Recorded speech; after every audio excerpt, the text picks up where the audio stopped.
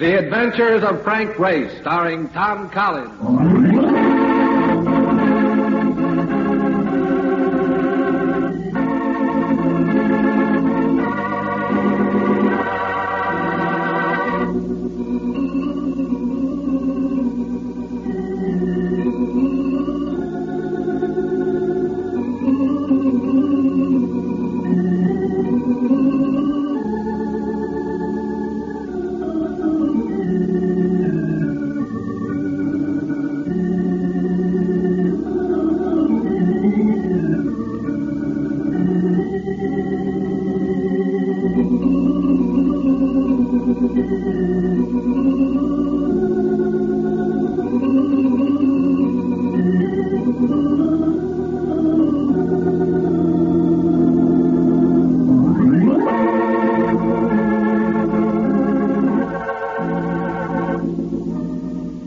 Many things were changed during the war. The face of the earth was altered, and the people of the earth changed. Before the war, Frank Race was an attorney, but he traded his law books for the cloak and dagger of the OSS. And when it was over, his former life was over, too. Adventure had become his business. The Adventures of Frank Race.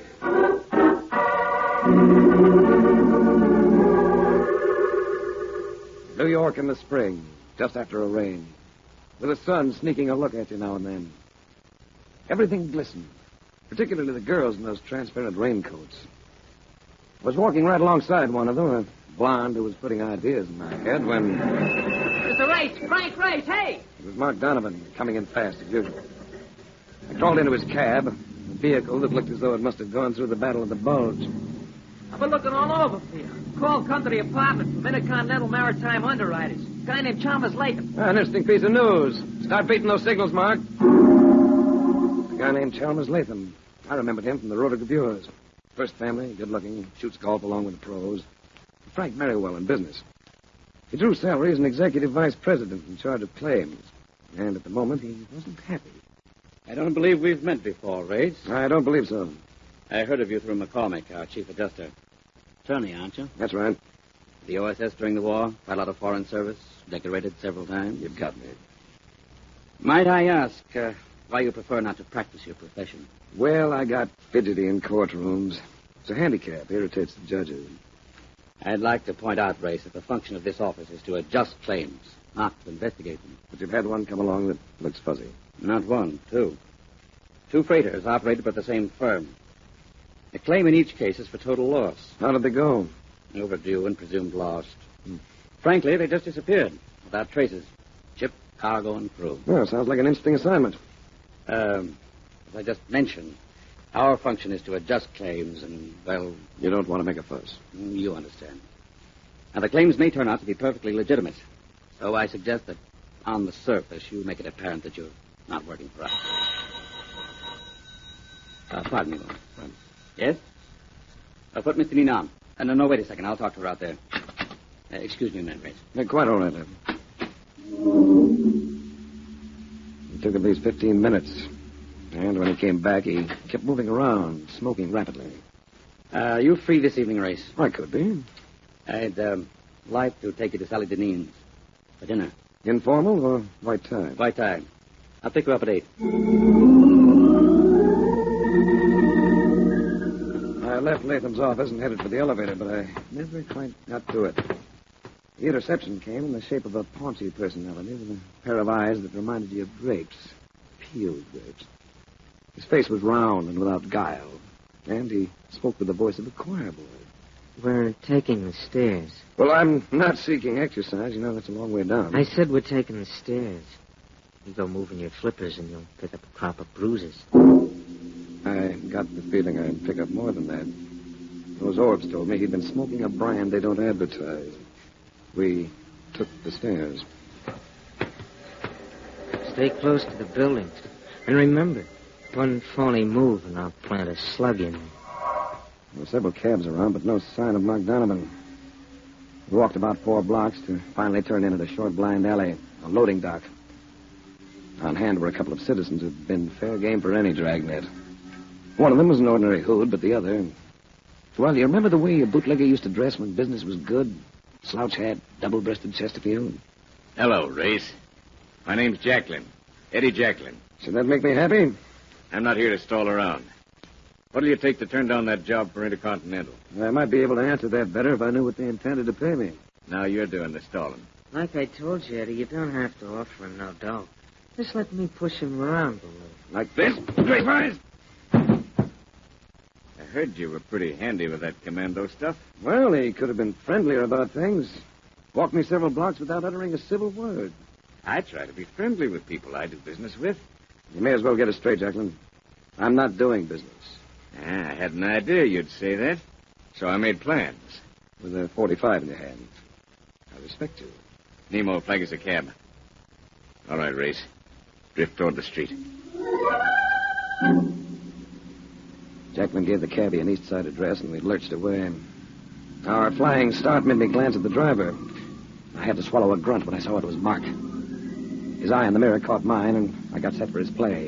And it wasn't long in coming. Getting a clear stretch ahead, he gunned the cab to about 50, then slapped on the brakes. I braced myself, and when Jacklin and Nemo went forward, I grabbed both of them behind the head and pushed hard. Get him outside, Frank. Get out, Jacklin! On your head, Frank, on your head. I was conscious of a sickening splash, and we all sprawled on the pavement. Nemo and I came up together, and I went at him with the sharp edges of my hands. He took 2 or 3 and then broke away into camp. Come on, Race, let's get out of here.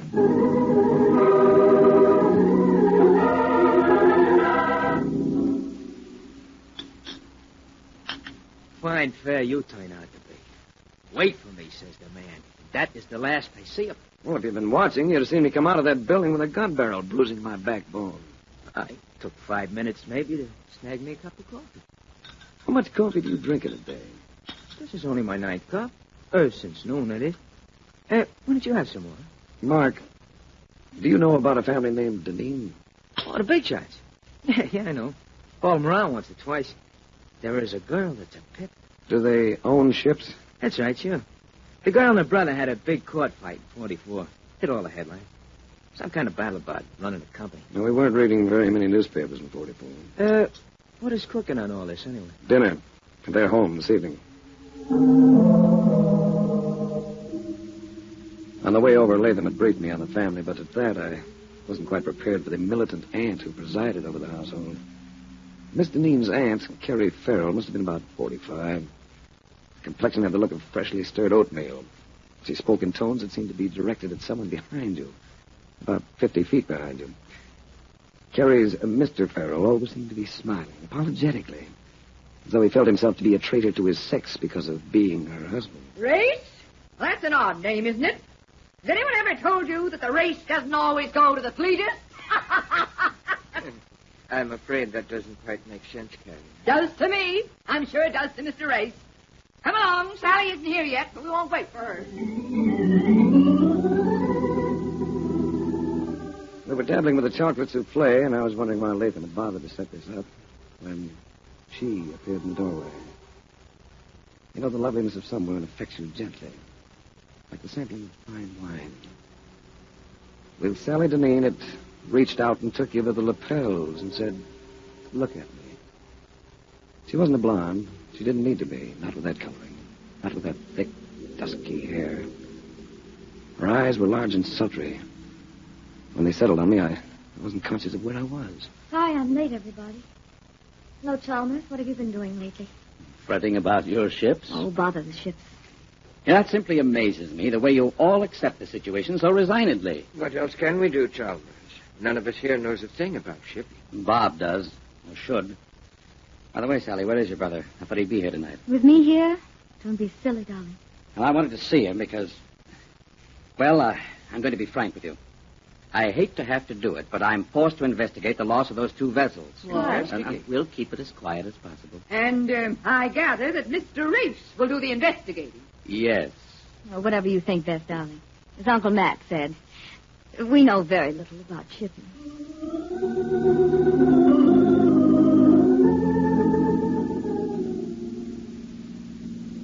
Nice dinner, Latham. I enjoyed it. What did you think of them? Interesting people. Do they share ownership of the company? Sally and Auntie and Brother Bob. Farrell is in only to the extent of marriage. How are they financially? I'm not sure. You see, Race, I have an emotional interest in their affairs. I caught them. How soon can you leave for San Francisco? That's where the ships are? Most of them. Well, I'll be phoning for a reservation while I change my clothes. Good. And Race, there'll be a $1,000 bonus if you make good use of that discretion of yours.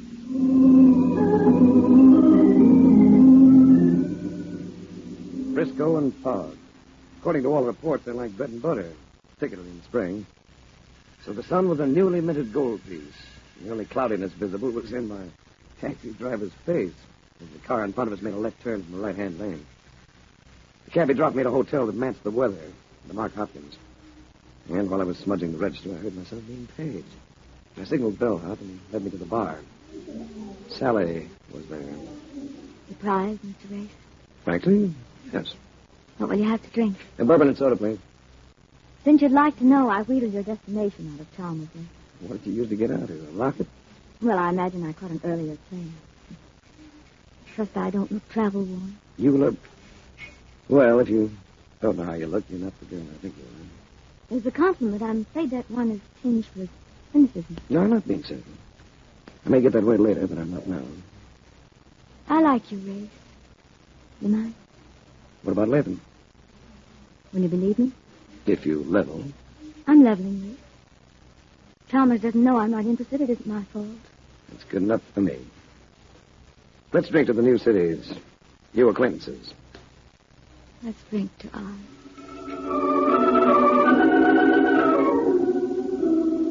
I spent the next couple of days kicking around and asking questions about missing ships. And I drew a lot of blanks.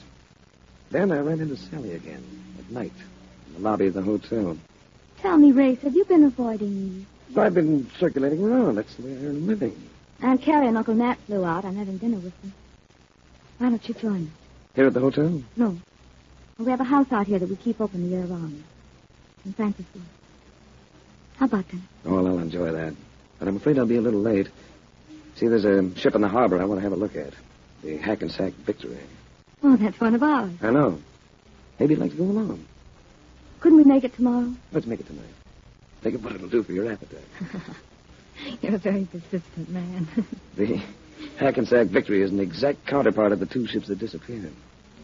You don't have to come if you don't want to. I'll come.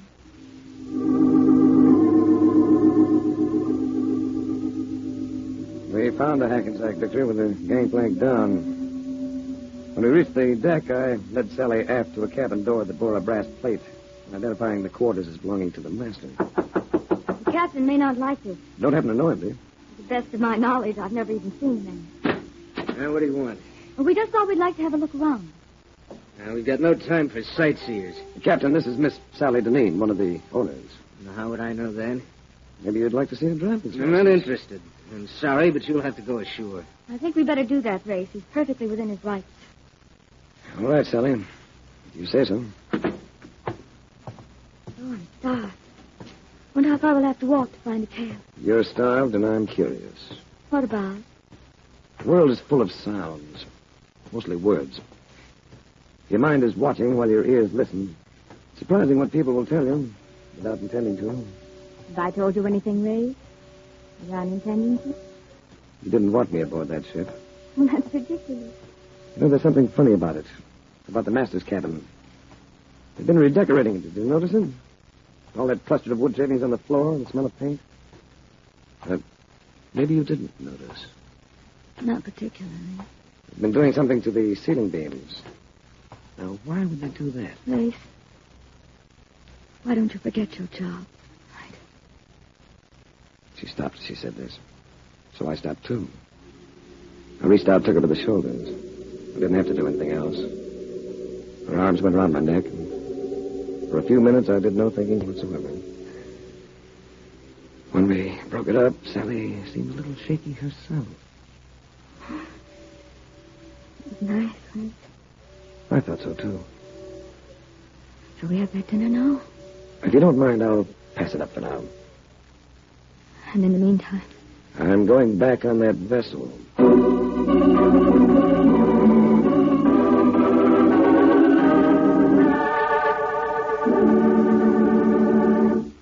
We'll return to the adventures of Frank Race in just about 1 minute.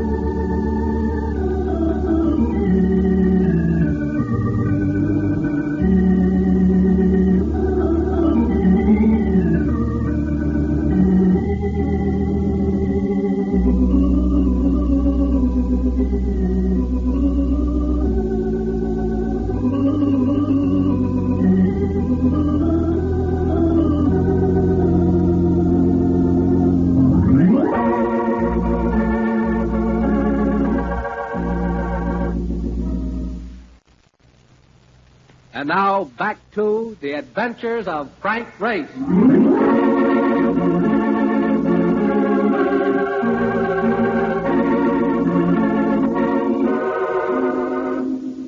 There was something wrong with the Hackensack victory. I was sure of that. And I couldn't drop the feeling that Sally Deneen was in on it. The gangplank of the ship was up, so I picked the mooring line and managed a hand-over-hand passage that put me aboard. No one seemed to be around, but the master's cabin was unlocked, and I pushed my way in. It was the same lad. He started to be trucking it again until he glimpsed the Smith & Wesson in my hand.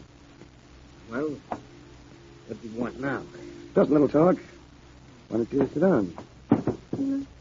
First, I'd like to know why the remodeling job. The beam up there. I don't know what you mean. That beam has just been cased with another piece of wood. Very skillfully, too. Why would anyone want to do that? This vessel carries a serial number. It's to be found on her engines, on her compass, on her keel. It's usually carved into the main beam of the master's cabin. Who'd want to be changing all that? I thought maybe you'd like to tell me. Not saying a word about anything. Maybe you'll talk at police headquarters. Put on your coat. You can't arrest me. Where's your authority? In my hand. Get that coat on.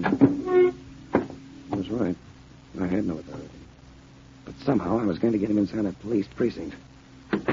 He left the cabin and went to the waist. We got halfway down the gangplank. That you, Kennedy? Yeah, but watch out for this fella. He's hijacking me. Well, if it isn't a Race. Going somewhere, Race? They were at the foot of the gangway, all of them. Jacqueline, Grape Eyes, and Nemo. Take it carefully. He's got a gun on my side. We got rods, too. 3 of them. Why don't you try coming by, Race? Listen, Jacqueline. Listen carefully. I'm coming down with Kennedy in front of me. And you lads are going to back away to the left. Make any bad moves and I start blasting. I've forgotten the Grape Eyes wasn't exactly the rational type. I never cared for high dives, but it was either Jacqueline or a jackknife.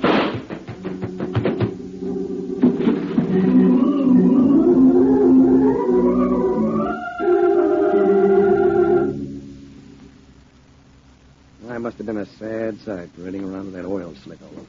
But I paraded.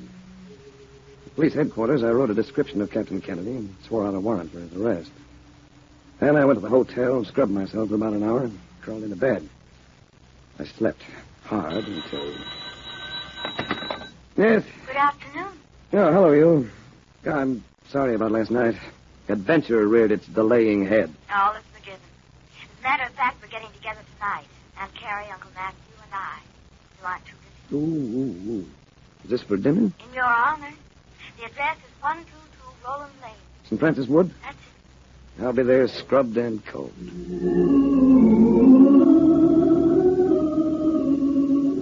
122 Roland Lane turned out to be an attractive sort of place. Monterey style, not unusually large.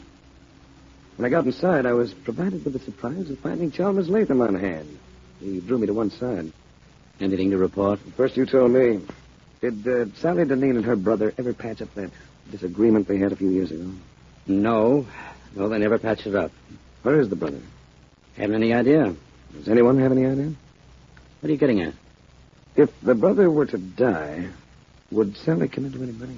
To the best of my knowledge, his will cuts her off with a customary $1. There's Carrie and Matt. I'll talk to you later. Well, what have you been doing with yourself, Mr. Race? Suppose I could say I've been looking for victory ships. Oh?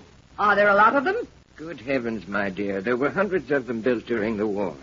And many a welder lost his life working between their double hulls. Some of them weren't built very well. A number of them are broken apart at sea. That could have happened to ours, couldn't it, Race? Yeah. You look pensive, Race. Did you hear me? I said you look pensive. Yeah, it must be this cigarette. I'm trying a new brand. Oh, come now, Race. Or maybe it's because I just realized what happened to those 2 vessels. You what? All right, Race, let's have it. If you own ships insured for $250,000 apiece, it's sometimes profitable to collect that insurance, isn't it? Quite profitable. But it would be more profitable if you could collect the insurance and still have the ships, wouldn't it? More profitable and less open to detection. What are you driving at? Victory ships. And the fact that so many of them were built. Ships that are exact duplicates except for their registry. Some of them are worth $250,000. Others you can pick up as salvage for $2,000. Please come to the point, Mr. Race. The Hackensack Victory was originally bought for a salvage price, wasn't it? I think so. I believe our company had it refitted. And that happens to be my point. The Hackensack Victory was never actually rebuilt. What? The Hackensack Victory isn't the Hackensack Victory at all. It's the Jackson Victory, one of the ships you were supposed to have lost. Why, you must be insane. And it makes quite a picture. You have a sound vessel insured for a fat amount. You buy a battered sister ship for a couple of dimes, sink it somewhere, then transfer its identity to the valuable ship and declare the good one lost.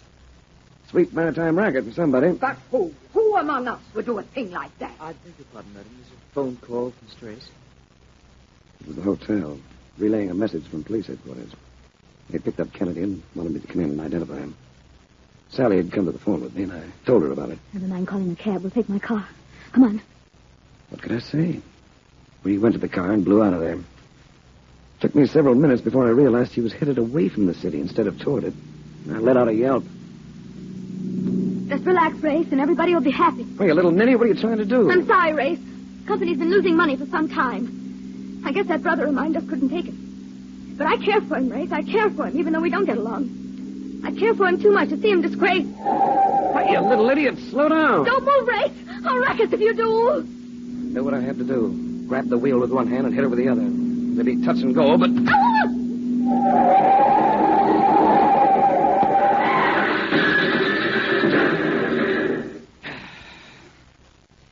Well, have you ever tried to stop a speeding car with an unconscious girl flopping all over him? I took time out to make sure she wasn't too badly hurt. Then I swung the bus around and headed it back. She came around pretty soon, but didn't say anything. Just sat there letting me make the plays. The police had Kennedy all right, in the hospital. But it wasn't easy to identify him. His features had been altered too much, and he was unconscious, almost dead. I left the place, and Sally and I drove slowly back to St. Francis Wood. It was pretty late by then, and the house was dark. But I went in anyway. In the dim light of the living room, I took Sally in my arms. And in spite of what I had done to her, she responded. All right. When we care for each other the way we do, is it necessary for you to be so hard about things? Can't you work for me instead of the insurance company? Sally, what do you think happened to the crews of those two ships? Well, I don't know. It hadn't occurred to me. It occurred to me. I believe they were murdered. And, Sally... Yes? I think your brother has been murdered, too. Oh. I'll take it, Race. I let her. She needed something to concentrate on after a wallop like that. Quite a lot of conversation seemed to come from the other end. That's good. Finally, still holding the phone, Sally turned to me. It's the police. Captain Kennedy is regaining consciousness, but they don't expect it will be for long. They want to know if you have any suggestions. Yeah, let me have him. Hello. See if you can get a statement from him, will you, Inspector? And keep driving at him with one name, Matthew Farrell. Keep repeating it to him, and I think you'll blow the whole thing wide open. Oh, that's funny. What's the matter, Race? The line seems to have gone dead. It's been dead for several seconds, Race. I cut it just before you offered my name to the police. Uncle Matt! He stood there fully dressed. He was gripping what seemed to be a Luger, gripping it steadily. What made you suspicious, Race? In New York, you said you knew nothing about shipping. Tonight, you spoke of welding double hulls. And then I imagine there's a will, isn't there? Obdeneen's will, leaving his share of the company to you and your wife. My wife had nothing to do with it. No, I can believe that. And you're going to have nothing to do with it. Either of you. I'm sorry, Sally. Oh. He had a gun on me, but he was looking at Sally. It was a chance I had to take. I dove at it. Hey! It's all right. Oh, he's... Dead. Yes. Had to be him. Us. Oh, Ray! Yes, Sally. I know. Violence isn't part of your world, is it? You really don't have any courage. We were all right. Until you came. I'm sorry to disturb your sheltered little world, Sally. But hiding from things doesn't make it a better world than mine. Maybe we'd better take a rain check on each other. And, give Chalmers Latham a message for me, will you? Just tell him there's no charge. This one is on me.